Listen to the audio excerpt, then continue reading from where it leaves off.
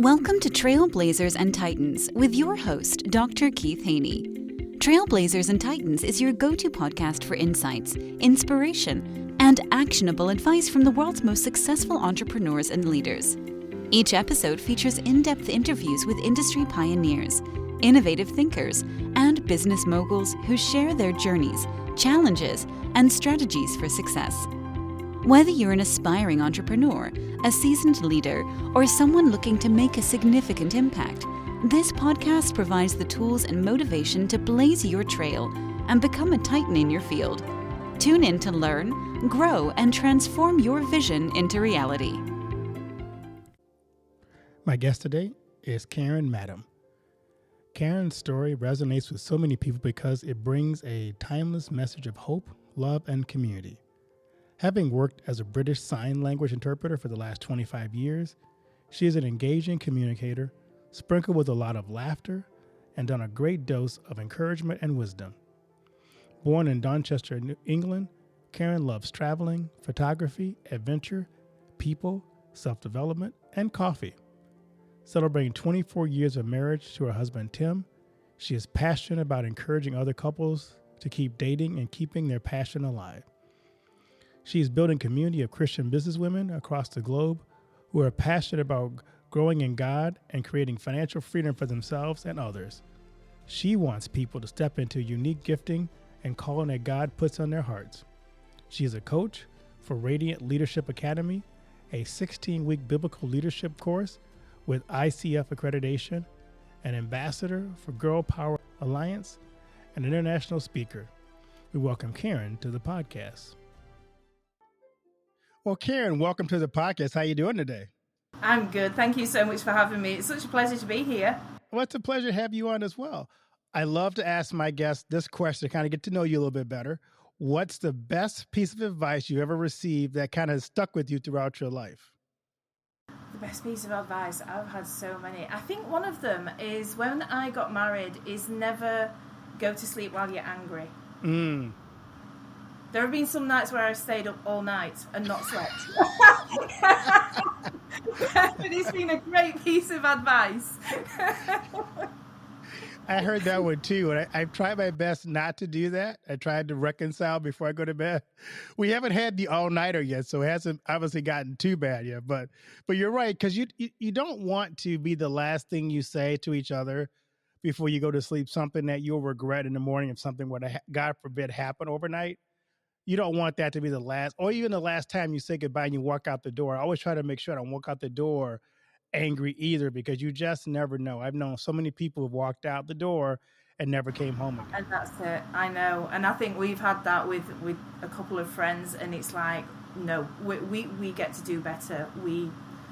To each other, we get to do better. To our friends around us, because we just never know. No, you don't. I'm curious, you think about your life, who are some people in your life who have served as a mentor or inspiration for you along your journey? So I think there's some people that actually don't know that they're mentoring you. I've read loads of books like John Maxwell. I love his books, leadership books, self-development books. I remember she's actually retired now, but Danny Johnson over in America, she had some amazing training that we used to go over to. In fact, one of her trainings actually saved mine and my husband's marriage. That's a whole different story. And then at the moment, we've got I've got a mentor, Michelle Schaefer. She's speaking. It's just incredible. And I think, sometimes the mentors in your life are the people that you take inspiration from, and sometimes that can be a movie, that can be a book, it can be the words of a song, it can be so many things that just resonate and think, I'm just going to take that and find inspiration and draw from so many incredible movies that are set on real life stories. They're my favorite kind of movies, because I'm like, how did they get through that to get to where they are now? Right. Definitely. And still be that inspiration for people. Some incredible movies out there. Yeah, I've had a couple of those too. They just kind of they touch you, that you're always changed from, you end up quoting them all the time in your life. They become like those lines in the movies become your go-to advice sometimes. Yeah, I've even had lines from Lord of the Rings, and I'm like, I need to take hold of that quote, and I need to keep that because that was profound. And who knew that Gandalf would be speaking to me today? That's right. Or I know some of those movies are great. One of my favorites is A Few Good Men. There were so many good lines in that one. I'm always curious with people who do have a profession, have a career. Think about, what is the most productive time of your day? I'm just curious of what your time is. To be honest, I'm probably more of a night owl. So the evening is when I'm kind of up at all hours of the morning. I'm not really a morning person, but I can be when I want to be. And so I think, the productive time is in the evening for me, because I tend to work most of the day interpreting, and when I'm interpreting, I can't work on anything else apart from being focused on the job that I'm doing at hand, because all my attention is there. Yeah, that's good. I'm a morning person, so at night about 9 o'clock, I'm totally useless. I think I'm not sure if that's a cultural thing, whether that's because I know a lot of American friends that they're kind of like 8:30 and they're crawling up to bed, and I'm like, I still have 4 hours left in this day. What on earth are you doing? My brother's the same. He's like, I'm done by 8:30. I'm out. Yeah, that's not my story. So you mentioned your sign language. Can you share a bit of your background? What led you to become a British Sign Language interpreter? Do you know what? That was a whole God thing. But it started by my granddad teaching me the alphabet when I was 10 years old. I have no clue where he learned that from and how I picked it. I picked it up really quickly because I taught my friends at school the alphabet so that we could have secret conversations in front of the teachers. Which was really cool. But then I kind of forgot about it when I moved up to high school, until there was a group of students that actually moved to our church. They joined our church, and there's a big college for deaf people here in Doncaster. And there was probably about 15-20 students that actually came to our church. And I'm like, oh, I can remember the alphabet. And I found myself listening to the worship on a Sunday morning and watching the interpreter and seeing if I could match the words with the signs. Wow. And then started picking that up, and then started signing to some of the deaf students that we'd got there. And I absolutely loved it. That's amazing.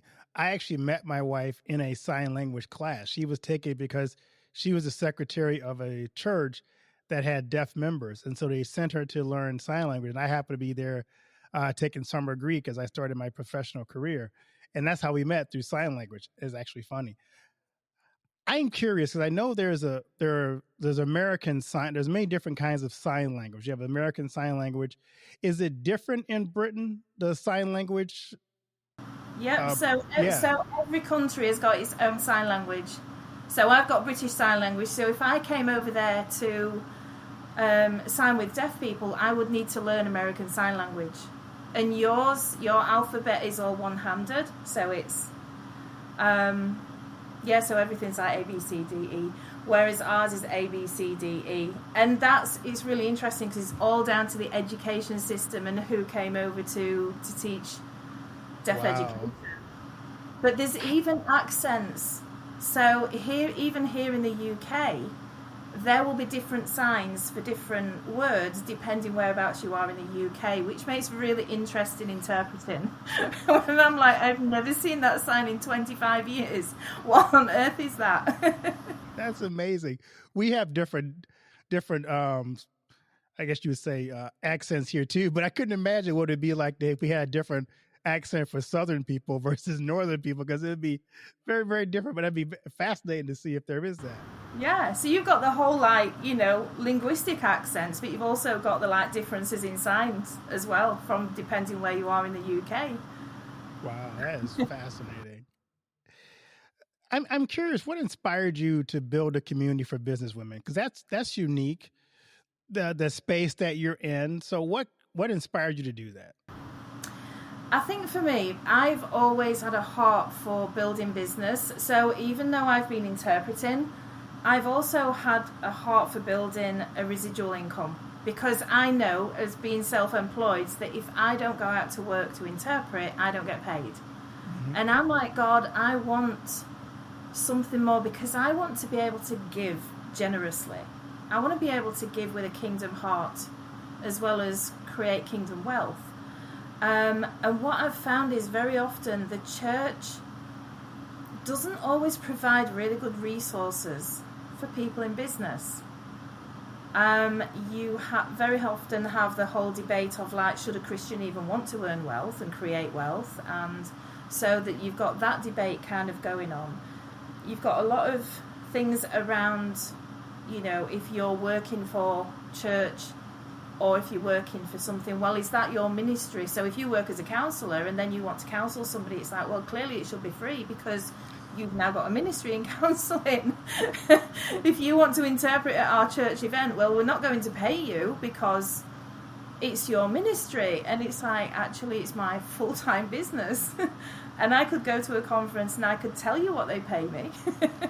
And so I'm just sort of like, there's this whole thing missing where you have got incredible, creative, passionate women that love God, that want to create kingdom wealth, but are kind of feeling, maybe I shouldn't do it. Maybe that's wrong. Maybe that's not a desire of my heart.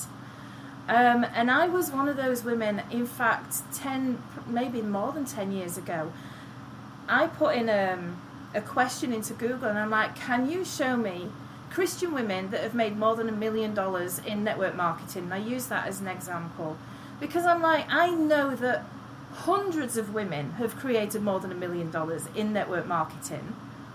But my question was, can Christian women earn more than $1 million in network marketing and still stay true to God, true to His word, have God at the center of their life in every single thing that they do, and not be swayed by the money?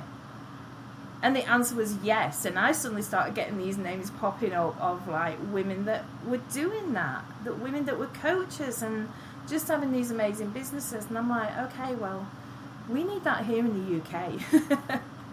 And so I started connecting with women in these different communities. And I'm so passionate still about seeing that here growing in the UK. So you had to get past the question of, could you do it for free and make money? Yeah, honestly, it's just like, that's my bugbear about. Unless somebody is called to interpret or to counsel for free, I think there's a whole other podcast episode on that one. I have a friend who is such a good Christian and has a great Christian heart. And he has a lot of gifts and a lot of talents and a lot of abilities, but he does everything for free. And I said to him, you need a better agent. Because we don't expect our pastors to do what God has gifted them to do for free. So how do we get people who are gifted in our church with certain unique gifts to, maybe give the church a discount, but your gifts and your talents should be honored and respected and not necessarily free. Yeah. And it's interesting because I worked at a Christian festival last month and also in April. And also I'm working next weekend at another Christian festival. And I'm not expecting payments. They may get, cover my travel expenses. But that is something that I'm like, okay, God, I'm doing this for you. I'm giving this for you because I want to serve you in what He's gifted me in. And I think I could literally spend all summer interpreting at festivals, and I'm like, no, I need to earn money as well. Right. I can't do the entire summer just chasing festivals around. It'd be great. And maybe when I get to that point, I will be able to do that. And that is what I'm working towards, that I could actually do that. Because I'm building another business at the same time as I'm interpreting, so that I can actually go and do that and not worry about whether they can afford to pay me or not. Right. I love that. As you talk about building Community for Christian Businesswomen, what are some things that you have put in place to support those women who are like yourself going, I really want to do this? Where do I find the support, the know-how, the other skill sets that I'm missing to do this? How do you kind of create that atmosphere for people? I think ultimately is finding the right women that want to do this. And I aligned myself with a company it was originally called Girl Power Alliance, which is, I love the title of it. A lot of people expect me to break out into song because they think it's something like the Spice Girls, and I'm like, no, we're nothing to do that. Clearly, you do not want to hear me sing, otherwise you'd be running for the hills. And what that was originally set up for was for that original purpose of bringing women together. And we've got a platform where we share courses on personal professional development. So that can be anything to how to speak confidently on camera, how to set up podcasts, how to start TikTok. And we've got over 200-300 modules on there at the moment, and people are just loving taking that. But I actually got into that through doing a course called Radiant Leadership Academy, which is a 16-week biblical leadership course. When I first saw it, I'm thinking, most of the hurt I've ever had in my life has come from leaders or people in positions of leadership. I don't particularly like leaders. I don't want to be leaders. I don't want to be one. And so I think that I need to take this course because there was a whole lot of judgment in those few questions right there. And I did, and I got to the end of the 16 weeks, and I'd done it with other women, and just hearing their heart and hearing that their breakthrough actually was part of my breakthrough as well. Seeing my 75-year-old mum go through that course, I actually became a certified coach in that course, so I'm coaching that over here in the UK. And it's about community. It's about surrounding yourself with people who will pour petrol onto your passion rather than water, rather than sort of like, no, you need to get back into this bucket because that's far too big a dream for you to go after. What are some hurdles that Christian businesswomen find that your community can help them overcome? I think in themselves is realizing that they are a leader wherever they are, like whether that is in their family, whether that's in their marriage. Right where we start, we are a leader. Sometimes it's, are we a good leader? Are we a bad leader? How are we leading ourselves? And I think once we realise that actually I have influence right here where I am now, whether that's in my workplace. Influence has got this, it's been bandied around a lot, and it's not about how many million people you have following on TikTok. It's like, what influence am I bringing to people now? You know, with the people. Am I praying for people? Am I sending them a message of encouragement? Am I just saying, come on, you just get up, go do it again. You've made a mistake. That's fine. You get to learn from that. You get to go again. And having that, being surrounded by women that will pray for you behind your back is huge. Oh, definitely. So you have a 16-week course called Radiant Leadership Academy. Tell us about what that course is like. So we do it for an hour a week on Zoom, and that's with people from all across the world. So at the moment I've got about 20 women on, and I've got them from New Zealand, from England, from Canada, America, all the different time zones.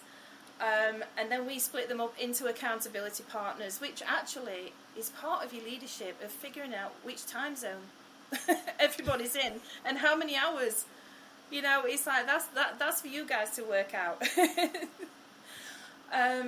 And then that's split into 4 modules. So we talk about mirror. We talk about who we are in our identity in Jesus as daughters of the King.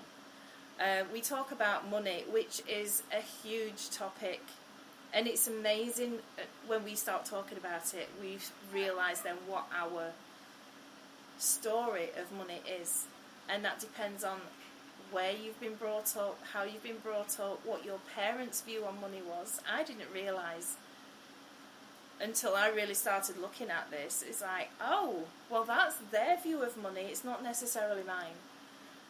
We also look at mouth and mindset and the things that we say over ourselves, the way that our body is a temple of the Holy Spirit, and what are we speaking out over ourselves. And then magnitude. So as I was just saying about where is your area of impact, who are you influencing? And so there's just been some amazing God moments in that. So That's awesome. Is there a story that stands out to you from the Academy that you still love to share today? Do you know what? I think one of my favourite stories is probably from my mum.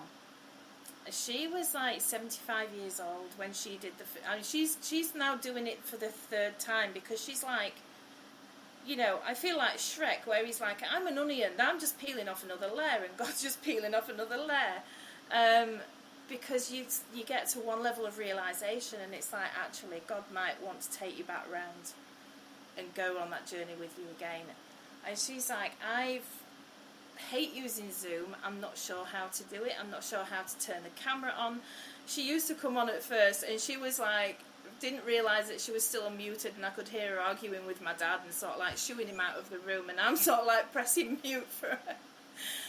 And then seeing her get to the end of the 16 weeks, and she is coming on camera, she's unmuting herself, she's sharing what God has spoken to her about.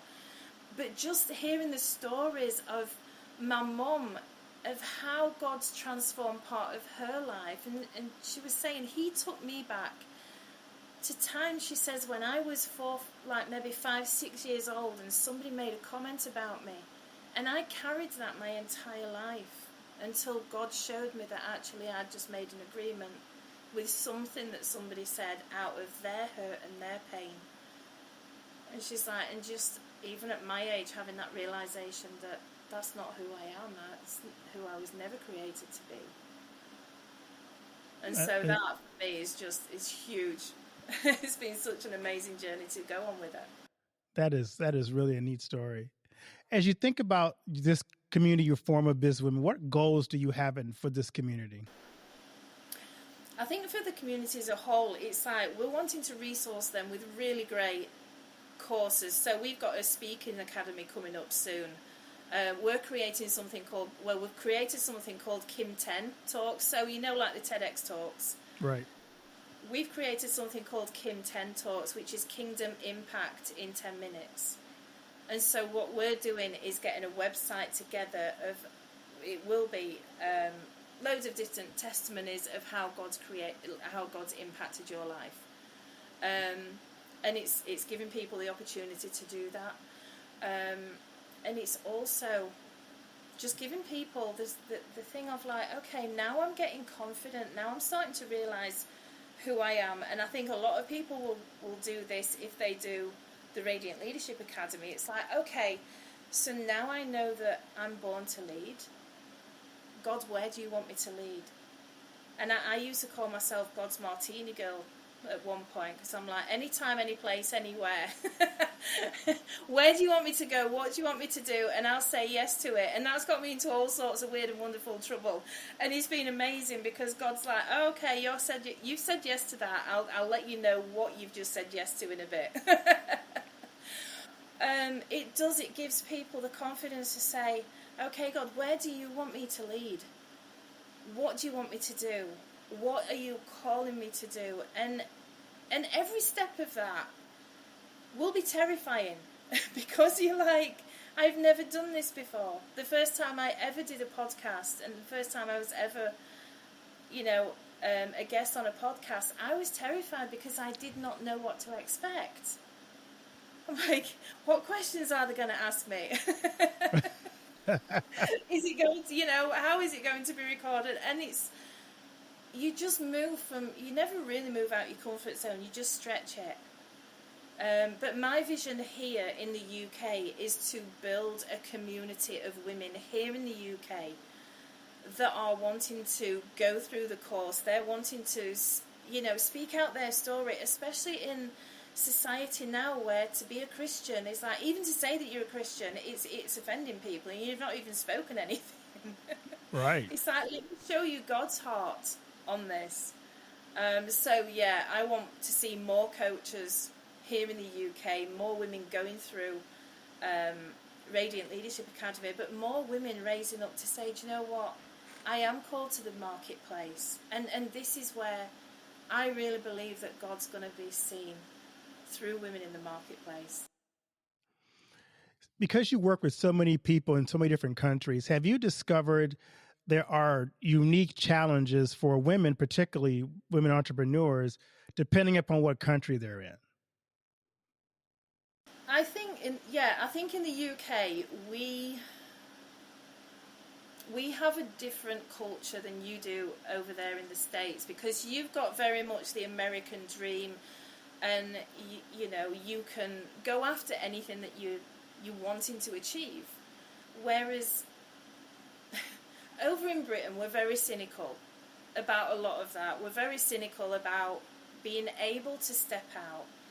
And I think because we're in such a we're still in a traditional mindset of what our parents used to do, what our grandparents used to do, and very much conditioned to work a 9-to-5 job.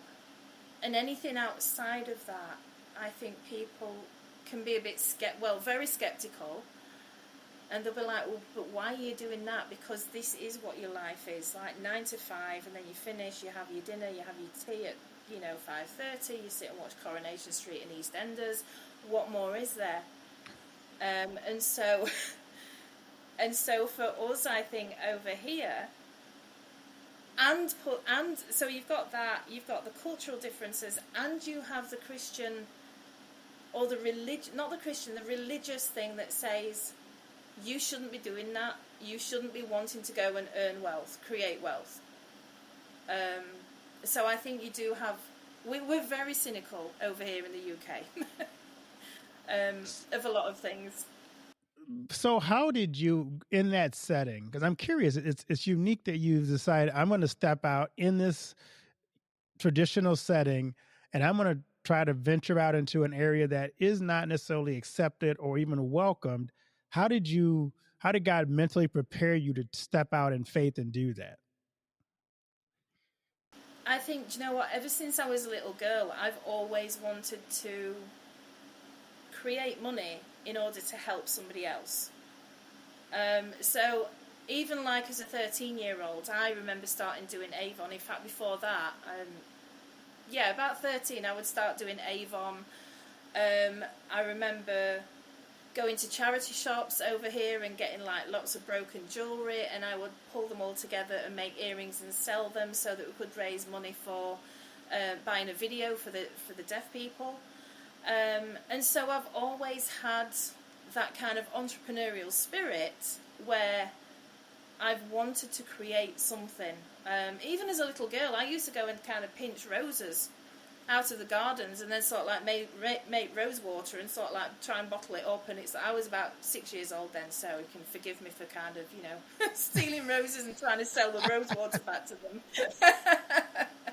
But even when I got pregnant with my first son, I just started. I was in my first month at university, my first year, and I just realised that I just found out that I'd got pregnant.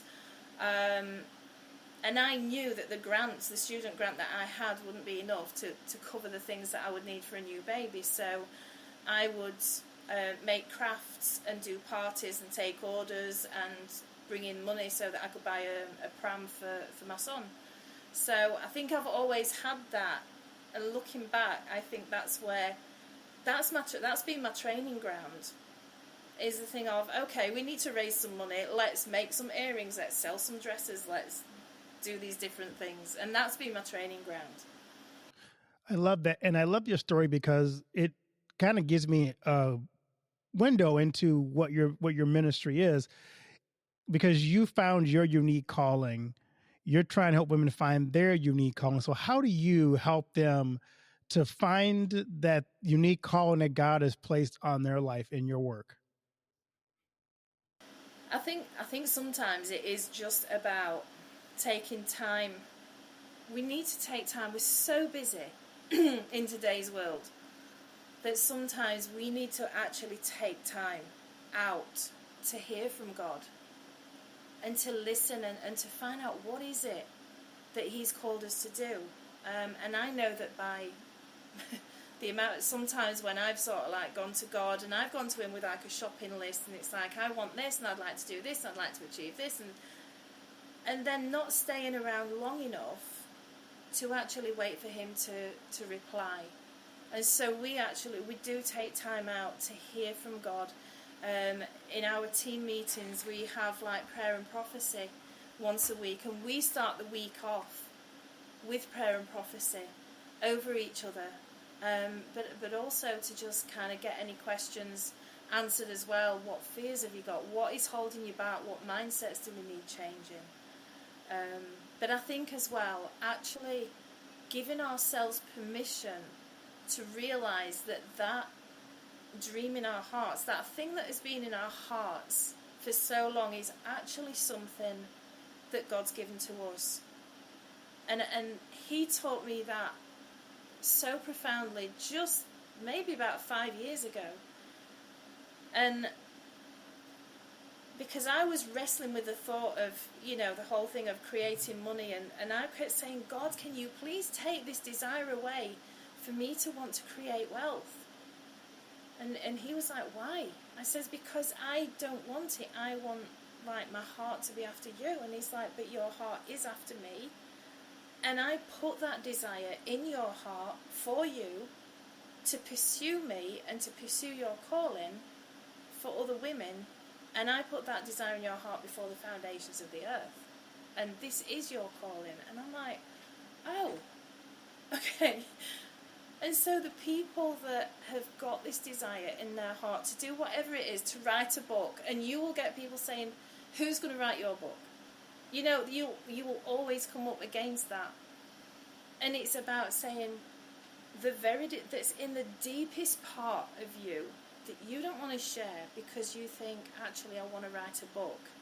But who's going to read my book? I want to, create worship music. Who's going to listen to that? And it's almost like, okay, just share what you want to do. Let's create space for you to share what's the wildest thing that you want to do that you think is impossible. And let's start there. I love because that. Maybe your worship music was created to be heard all over the world.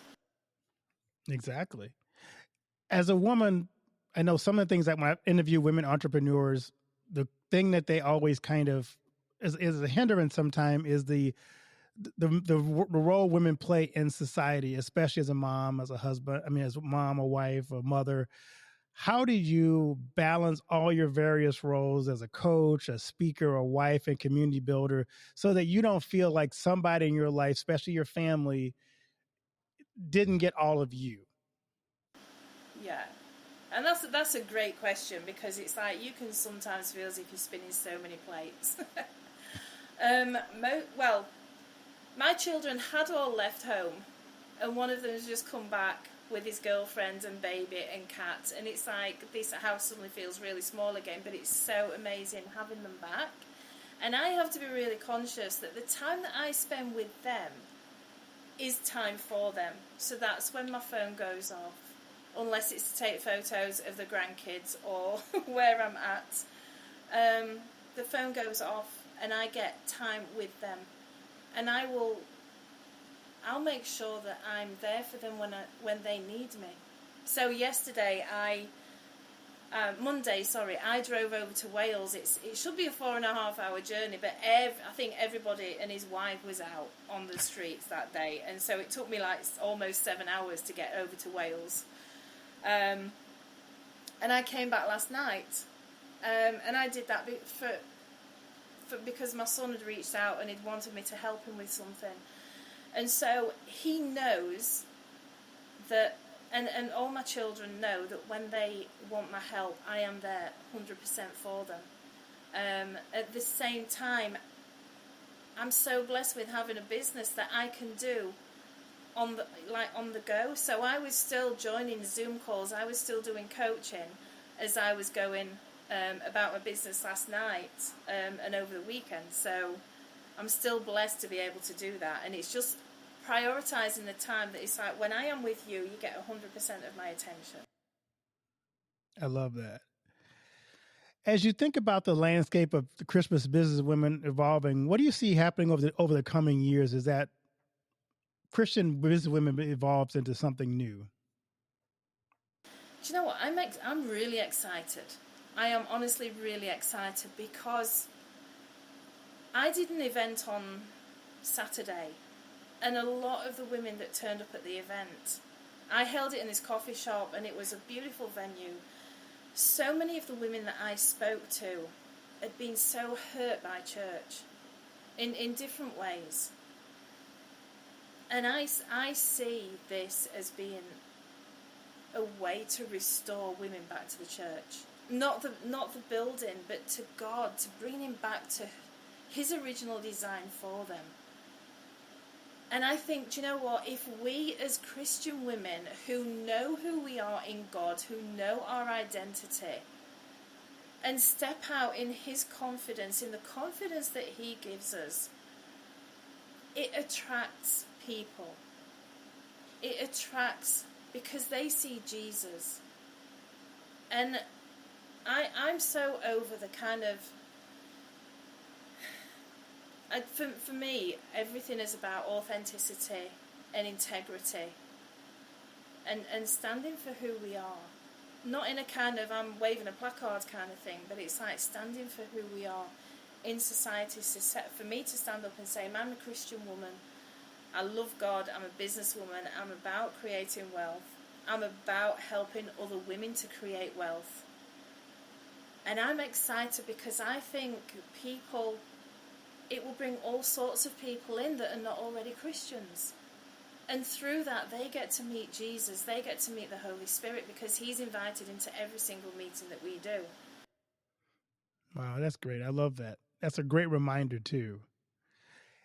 As we wrap things up, and this has been a phenomenal conversation, is there anything you want to share with our listeners about your journey or your work or your message of hope for the community?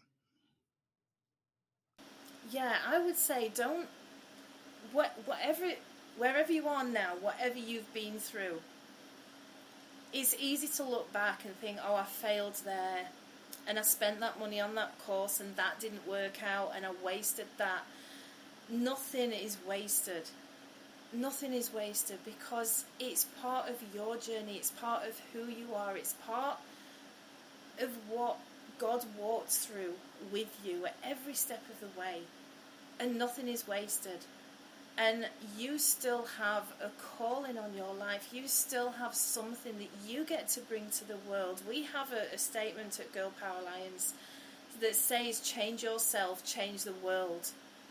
And it's true, because when you start to change, your world around you changes. I am doing things now that I would never have dreamed of doing 3 years ago, because I chose to realize who I am in God and chose to step into that. And so I would just leave you with that. And do you know what else as well? One of our other taglines is that there's no competition in the kingdom, and there really isn't, because we are all on the same side. If you're doing coaching, I'm doing coaching, we can still support each other, we can pray for each other, we can encourage each other, because God's kingdom is limitless, is endless. So if you've got a heart for coaching, I've got a heart for coaching, let's pray for each other, let's encourage each other.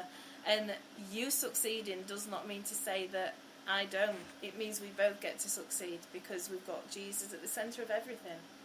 That's great. I love to ask my guests this question. What do you want your legacy to be? I think that's a great question. I think for me the legacy is just people knowing how much I love Jesus, how much I love my family, how much I lived my life with authenticity and bold and bold for him, even at the times when it kind of feels scary. That I still took risks, and that I still went on this big, massive adventure with God. You know, like the children's nursery rhyme, you know, when you was little, it's like, I'm going on a bear hunt, and I've got my sandwiches, and I've got my bag. And I want people to remember me for kind of going on that bear hunt with God, to sort of like say, what adventure are we going to go on today? What lives are we going to change? Who are we going to impact? Who are we going to bless? Who are we going to pray for? And so, yeah, I think that I want that to be my legacy. That's great. Where can women who want to get involved in entrepreneurship connect with you and the work that you do, or take one of your workshops? Yeah, that would be amazing. So my website is Hearts Across the Pond, which I think is a great website. heartsacrosstheponds.com. You'll be able to find me there. All my details to connect with me are there. There's also a free devotional that you can download. There is 24-hour access into what we do now. We've also changed it to Kingdom Alliance because the guys wanted in as well, because like this is too good just to keep for the women, so the guys are on board as well now. So we're doing some great things in the kingdom with this. So I would love you to reach out, connect with me.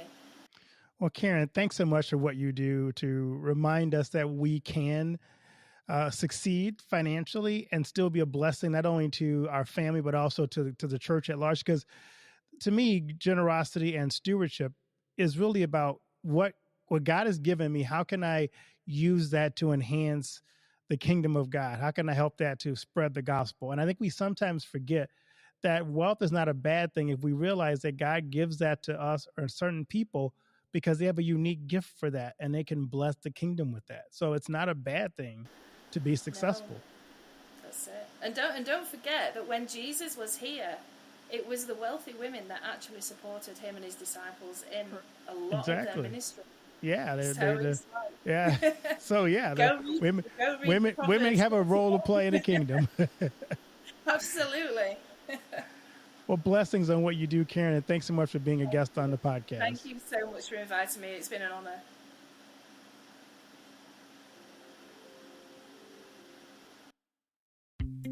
Thank you for tuning in to this episode of Trailblazers and Titans. If you enjoyed our conversation and found value in the insights shared, please subscribe to our podcast and leave us a review. Your feedback helps us reach more listeners and continue bringing you the stories of the world's most inspiring leaders. Don't forget to follow us on social media for updates and exclusive content. Join our community of Trailblazers and Titans, and let's continue to learn, grow, and transform our visions into reality together. Until next time, keep blazing your trail and striving for greatness.